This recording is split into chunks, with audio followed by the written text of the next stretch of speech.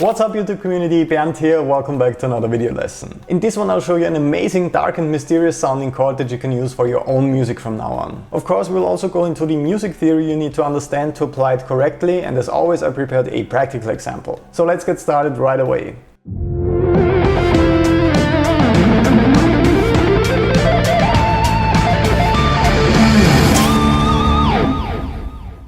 Here's the awesome chord I want to show you today.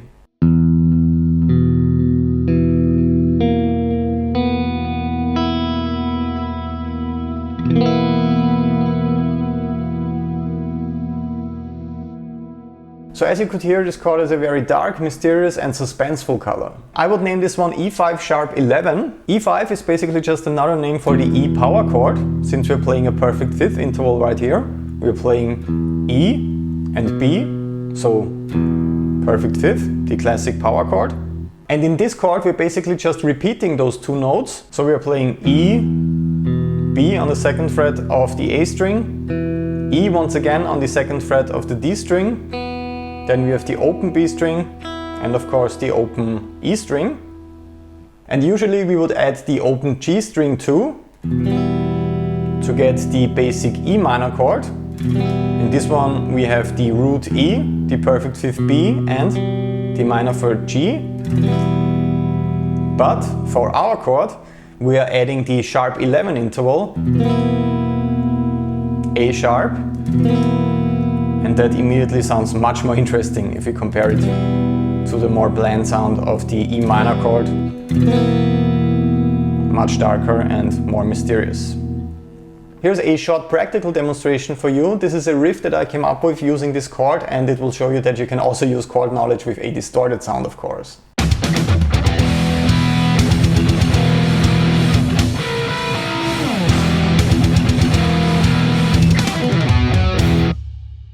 As always, the tabs, guitar profiles and a practice backing track for this lesson are online on my Patreon page, patreon.com/Bernd, for all shred guitar community members. But if you have never worked with chord tensions before, you might ask yourself what the term sharp 11 actually means. When we are constructing chords, we're mostly working with the root, third, fifth, and sometimes we also add the seventh. So for a minor chord we have the root, minor third and perfect fifth, and we could add the minor seventh to get a minor seventh chord. And for a major chord we have the root, major third and perfect fifth, and we could also add the major seventh. So if we move it up one octave, for example, for E minor here on the 7th fret of the A string, we have the basic E minor chord right here. Once again the root E, perfect fifth B, root E once again, then we have the minor third G right here and B once again on top.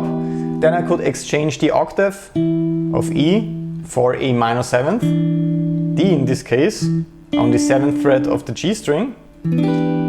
So going from E minor to an E minor 7th chord, which already sounds a bit more interesting. But beyond that we can also add more interesting colors and sounds to our chords by extending them with chord extensions or tensions. Since they are almost always placed above the octave that we will give the number 8, they are called the 9th, 11th and 13th. As you can see on the graphic, and this is very important to remember, the 9th is actually equal to the major second, the 11th is equal to the perfect fourth, and the 13th is equal to the major sixth interval, just one octave higher. So for my chord I want to add more tension by adding the sharp 11 interval, and to quickly find that on the fretboard I can think of the perfect fourth, that is A in our case, since E is the root note, and that would be the 11th, but I need to raise it by a semitone, so that would be A sharp.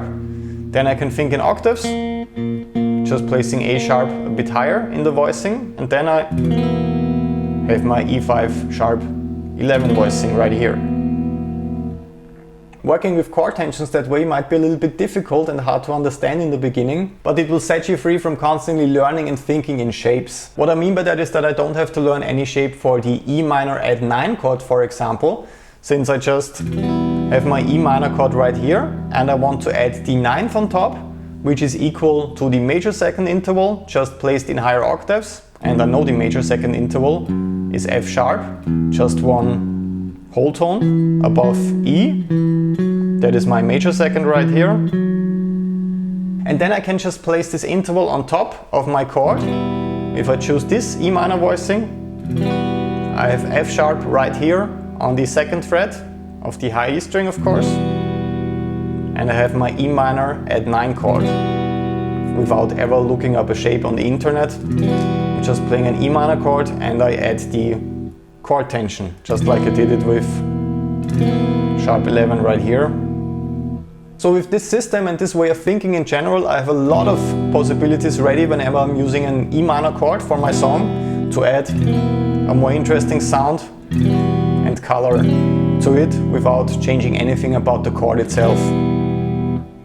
One more interesting thing that I did with the riff that I played is moving up the shape 1 octave higher on the fretboard. So what I did right here is I took this concept, the E5 sharp 11 chord, I took the top of that, just playing A sharp, B and E,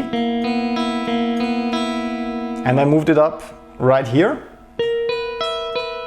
1 octave higher, and that sounds really cool. I can also add E here on the bottom.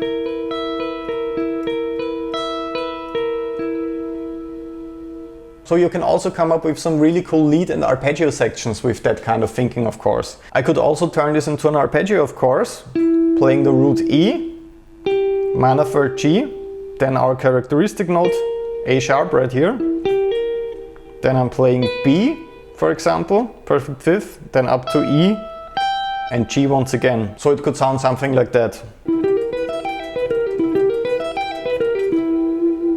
That sounds pretty cool and has that characteristic sound of the chord in there. So I really hope that you will use this amazing chord in your own music from now on and that you will also continue to work with the system of chord extensions. Please let me know if I should feature chord theory more often on here aside from all the shredding. I really love to talk about all that stuff. In the end, make sure to subscribe to join this YouTube community. Leave a like if you enjoyed this video, that always means a lot to me, or a comment in case you have any questions. Also don't forget to download all your files for this lesson on patreon.com/Bernd by joining the shred guitar community on there. In case you have any special questions, problems or guitar related frustrations, I'm also in direct coaching contact with all my patrons, so they get to send me audio or video files of their practice routines or songs or arrangements that they are working on, and I give them detailed and individual feedback with every single email. Thanks a lot for tuning in today and for being part of my YouTube community. I will see you in the next lesson. All the best until then and have fun practicing.